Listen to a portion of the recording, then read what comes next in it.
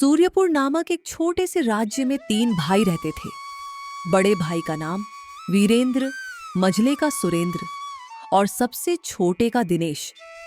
पिता की मृत्यु हो चुकी थी। तीनों की शादी हो चुकी थी।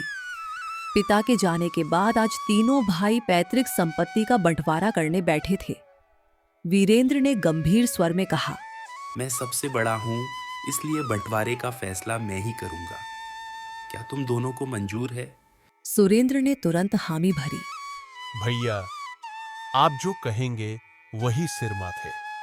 आप हमारे लिए पिता तुल्य है। दिनेश ने भी विनम्रता से कहा, भैया, आप दोनों मेरे बड़े हैं। मैं आपकी बात मान लूंगा। पिताजी के बाद आप ही मेरे सहारे हो। फिर बंटवारा शुरू हुआ। सबसे पहले खेतों का बंटवारा।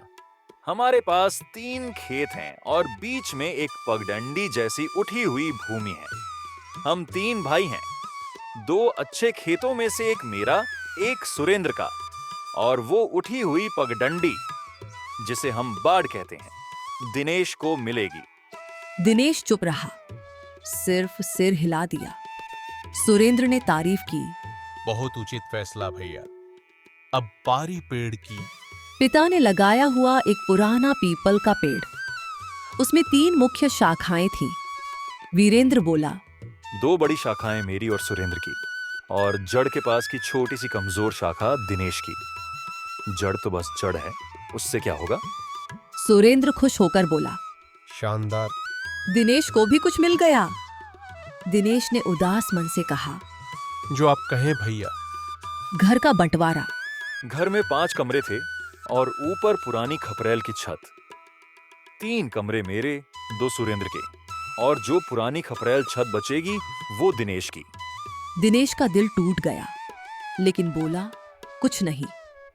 अंत में नकदी और पुराने सिक्के पिता ने एक पुरानी मिट्टी की मटकी में कुछ पैसे रखे थे।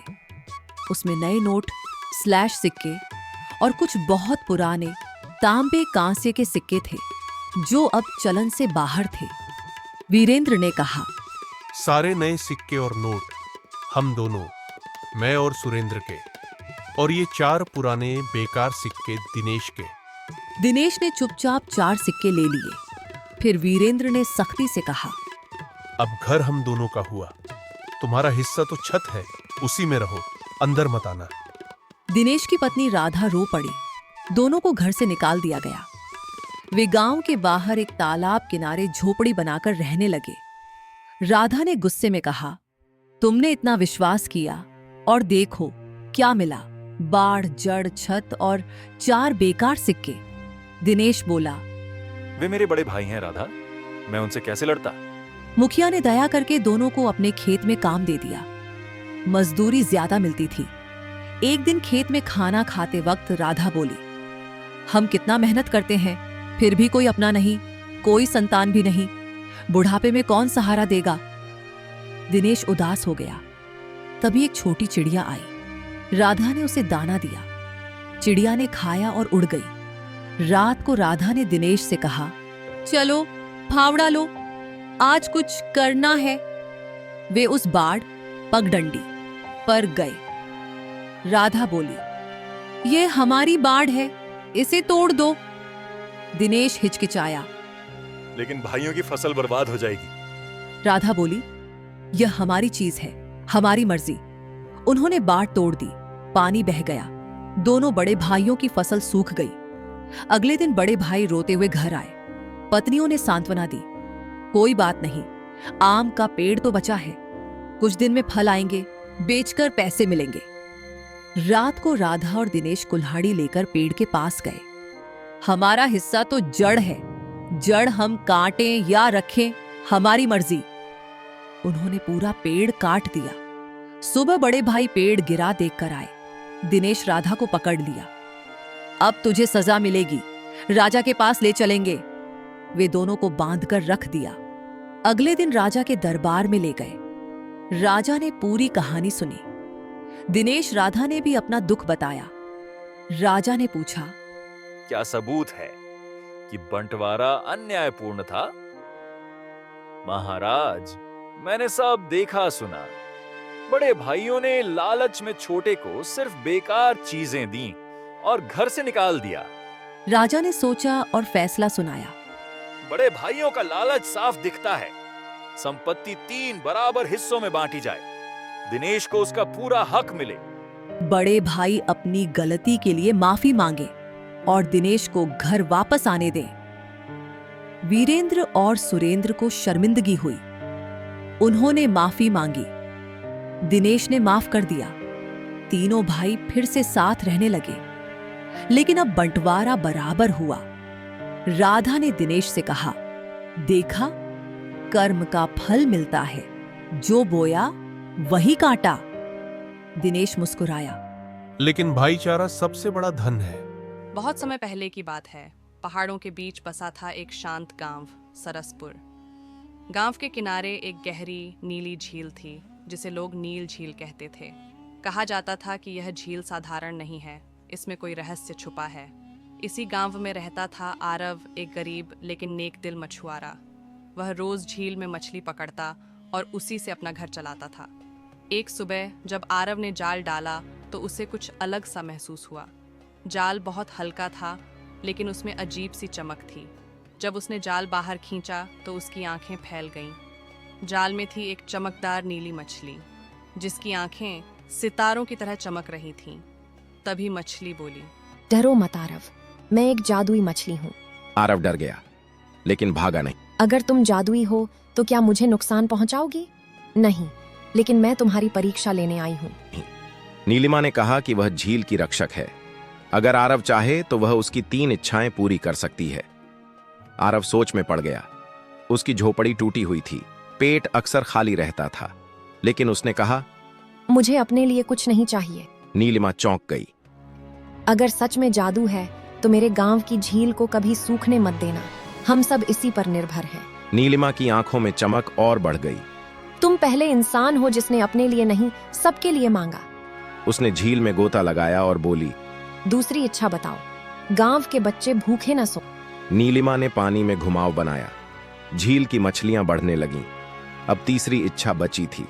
आरव थोड़ी देर चुप रहा, फिर बोला, मुझे बस इतना दे दो कि मैं हमेशा सही और गलत में फर्क कर सकूं। नीलिमा मुस्कुरा। यह सबसे कठिन और सबसे बड़ी इच्छा है। अचानक झील में तेज रोशनी फैल गई। जब रोशनी शांत हुई तो नीलिमा गायब थी, लेकिन उसके बाद सरसपुर बदल गया। झील कभी नहीं सूखी। मछलियां हमेशा पर्याप्त रहीं और आरव गांव का सबसे सम्मानित व्यक्ति बन गया, क्योंकि वह हर फैसले में सच्चाई और इंसानियत चुनता था। कहा जाता है, आज भी जब कोई लालच से मुक्त होकर झील के किनारे बैठता है तो पानी में नीली चमक दिखाई देती है। शायद नीलिमा बहुत समय पहले की बात है। भारत के एक छोटे से गांव में हरिया नाम का एक किसान रहता था। हरिया गरीब था, लेकिन दिल का बहुत अमीर। उसके पास बस 2 बीघा जमीन, एक पुराना हल और एक जोड़ी बैल थे। हर सुबह सूरज निकलने से पहले हरिया खेत में पहुंच जाता। गर्म धूप हो या ठंडी हवा, वह कभी मेहनत से पीछे नहीं हटता। गांव के कुछ लोग उसे चिढ़ाते भी थे। अरे हरिया, इतनी मेहनत करके भी क्या मिलेगा? गरीब पैदा हुआ है, गरीब ही मरेगा। हरिया मुस्कुराकर बस इतना कहता, मेहनत कभी खाली नहीं जाती। एक दिन हरिया खेत जोत रहा था। अचानक उसकी कुदाल किसी सख्त चीज से टकराई। थक! हरिया ने मिट्टी हटाई, थोड़ा और खोदा, तो जमीन के अंदर से एक पुराना मिट्टी का घड़ा निकला। घड़ा बहुत साधारण था, न सोना, न चांदी, न कोई चमक। हरिया बोला, शायद किसी जमाने का होगा। और वह उसे घर ले आया। रात को हरिया की पत्नी ने कहा, इसमें थोड़ा गेहूं रख देते हैं। हरिया ने मुट्ठी भर गेहूं घड़े में डाल दिया। अगली सुबह जब हरिया उठा तो उसकी आंखें खुली की खुली रह गईं। घड़ा पूरा गेहूं से भरा हुआ था। हरिया ने आंखें मली, फिर से देखा, घड़ा सच में भरा था। उसने थोड़ा गेहूं निकाला, लेकिन घड़ा फिर भी भरा ही रहा। तभी हरिया समझ गया, ये कोई साधारण घड़ा नहीं, ये तो जादुई घड़ा है। हरिया बहुत समझदार था। वह लालची नहीं हुआ।